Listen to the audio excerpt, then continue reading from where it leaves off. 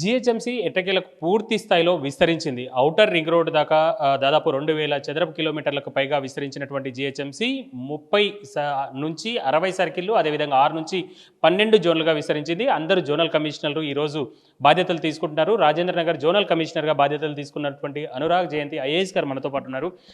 Sir, ఏ విధంగా ఉంది కొత్తగా ఈ జోన్లన్నీ కూడా జీహెచ్ఎంసీ పరిధిలో వచ్చాయి? ముందుగా మీకు అభినందనలు. ధన్యవాదాలు. అందరికీ నమస్కారం. బేసికలీ ఇప్పుడు జిహెచ్ఎంసీ అనేది 12 జోన్లు 60 సర్కిల్స్ కింద నిన్న వచ్చిన జియో ద్వారా ఏర్పడింది. అండ్ అన్ని చోట్ల కూడా మేము కూడా అందరూ కూడా జాయిన్ అవ్వడం జరిగింది. ముఖ్యంగా దీని ద్వారా యూనిఫైడ్ అండ్ గుడ్ గవర్నెన్స్ ఇవ్వాలనే ఉద్దేశంతో రాష్ట్ర ప్రభుత్వం చేపట్టిన ఈ నిర్ణయం.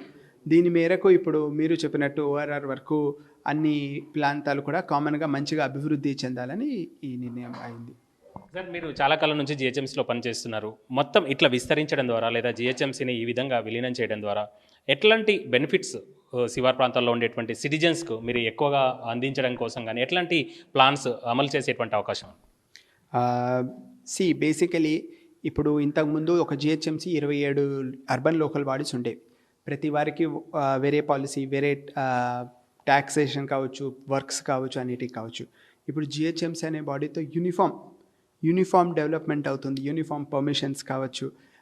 యాజ్ మీ అందరికీ తెలుసు, జిహెచ్ఎంసీలో ఎన్నో రకాల ఆన్లైన్ అండ్ ఐటీ ఇనిషియేటివ్స్ కూడా జిహెచ్ఎంసీ తీసుకోవడం జరిగింది. ఇప్పుడు అవన్నీ ఇనిషియేటివ్స్ కూడా మొత్తం సిటీ అంతటికి అంటే యాక్చువల్లీ హైదరాబాద్ అనే సిటీ మొత్తం విస్తరించింది. అది అందరికీ తెలిసిన విషయం.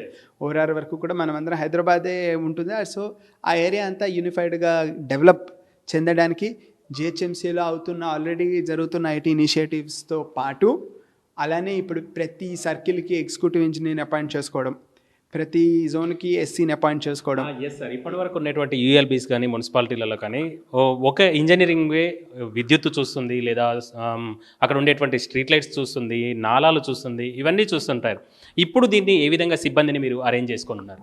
That one of the biggest benefit is that only, in the sense that, like for example, today zonal commissioner office open and immediately SC office, examiner office, finance, budget, accounts, అలానే circle లెవెల్లో executive ఇంజనీర్లు, ఏసీపీలు, మొత్తం వ్యవస్థ అనేది establish అవుతుంది. ఒక administration అనేది establish అవుతుంది.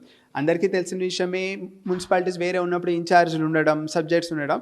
సో ఒక ప్రాపర్ అడ్మినిస్ట్రేషన్ నడవడానికి ఇప్పుడు ఆ ప్రాసెస్ మొదలైంది. దాని కింద మనం అందరం పనిచేస్తున్నాం. సార్, చివరగా ఒక అంశం చెప్పండి. రేపు బడ్జెట్ కూడా రాబోతుంది త్వరలో. ఇప్పుడు విలీనమైనటువంటి ప్రాంతాలు, అదేవిధంగా ఇప్పటికే ఉండేటువంటి జిహెచ్ఎంసీ ప్రాంతం, ఇవన్నీ కూడా కలుపుకొని ఏ విధంగా బడ్జెట్ ఉండబోతుందని? విలీనమైన ప్రాంతాలు, జిహెచ్ఎంసీ రెండు కలిపి బడ్జెట్ అనేది ప్రవేశపెట్టడం జరుగుతుంది.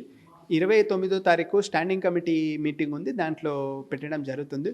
దీని ద్వారా అడిషనల్ రిసోర్సెస్ సమకూరి ప్రతి ఏరియాకి కూడా బడ్జెట్, క్యాపిటల్ బడ్జెట్ అలాగే రెవెన్యూ బడ్జెట్ కూడా అలాట్ చేయడం జరుగుతుంది. ఆ వివరాలు కూడా మనం స్టాండింగ్ కమిటీ మీటింగ్ అయిన తర్వాత ఇన్ఫార్మ్ చేయడం జరుగుతుంది. ఇది ప్రధానంగా గ్రేటర్ హైదరాబాద్ మొత్తం కూడా విస్తరించే విధంగా అవసరమైనటువంటి చర్యలను అయితే తీసుకుంటున్నారు. అన్ని సేవలను వేగంగా వ్యాప్తి చెందించేందుకోసం అవసరమైనటువంటి జాగ్రత్త అయితే జిహెచ్ఎంసీ అధికారులు అయితే తీసుకుంటున్నటువంటి పరిస్థితి ఉంది.